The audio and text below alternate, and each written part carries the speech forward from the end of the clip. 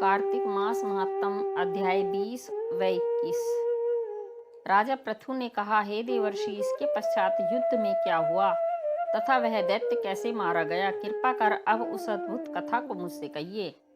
देवर्षि नारद जी बोले, जब गिरिजा वहां से अदृश्य हो गई और गंधर्वी माया भी विलीन हो गई, तब भगवान वृषध्वज चैतन्य हो गए। उन्होंने लौकिकता व्यस्त करते हुए बड़ा क्रोध किया। फिर भगवान शंकर जलंधर से युद्ध करने लगे।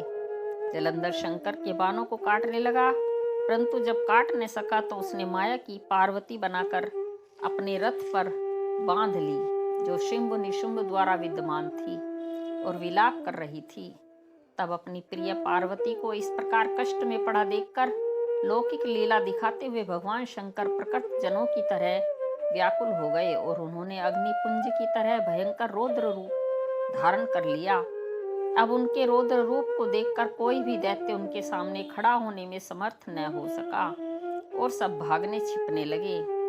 यहाँ तक कि शुंभ निशुंभ भी युद्ध में स्थित होने को समर्थ न हो सके।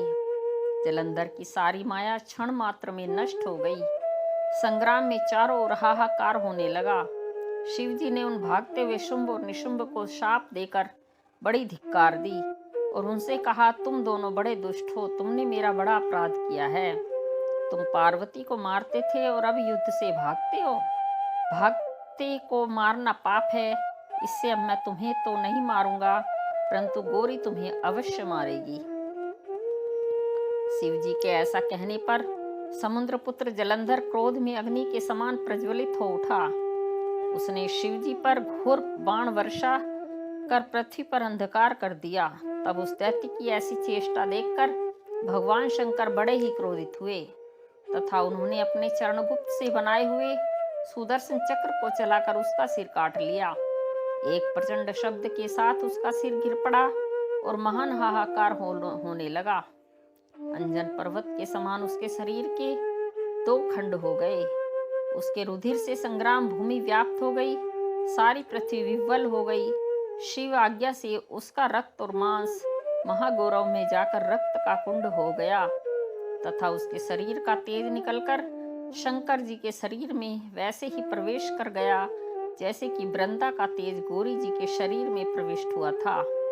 जलंधर को मरा हुआ देखकर देवता गंधर्व और सर्व प्रसन्न हो गए। श्री नारद जी ने कहा, अब ब्रह्मा आदि देवताओं ने नतमस्तक होकर भगवान शंकर की बड़ी स्तुति की और कहा, हे प्रभु, आप प्रकृति से परे पर ब्रह्म और परमेश्वर हैं। आप निर्गुण निर्विकार होकर सबके ईश्वर होकर भी नित्य अनेक प्रकार के कर्मों को करते हैं। शंकर जी, हम सब ब्रह्म आदि आपके दास हैं। हे देवेश, हे शिव, आप प्रसन्न हो हमारी रक्षा कीजिए। हे नाथ, हम आपकी प्रजा हैं तथा सदा आपकी शरण में रहते हैं। नारद जी कहते हैं, जब इस प्रकार ब्रह्मा आदि सब देवताओं और मुनियों ने शिव जी की अनेक स्तुति करके उनके चरण कमलों का ध्यान करते हुए मौन ग्रहण कर लिया, तब उसे सुनकर देवताओं को वर देकर वह वहीं पर अंतर्ध्यान हो गए। इसके पश्चात शिव जी का यश गाते हुए सब देवता भी प्रसन्नता पूर्वक अपने अपने स्थान को चले गए। महेश आख्यान से जलंधर का यह युद्ध चरित्र बड़ा पुण्यप्रद और सब पापों को नाश करने वाला है, सर्व सुखदायक और महेश को भी आनंददायक है। जो इन दोनों आख्यानों को पढ़ेगा और पढ़ावेगा, वह यहाँ पर सुखों को भोगकर अंत में गणेश पद को पावेगा।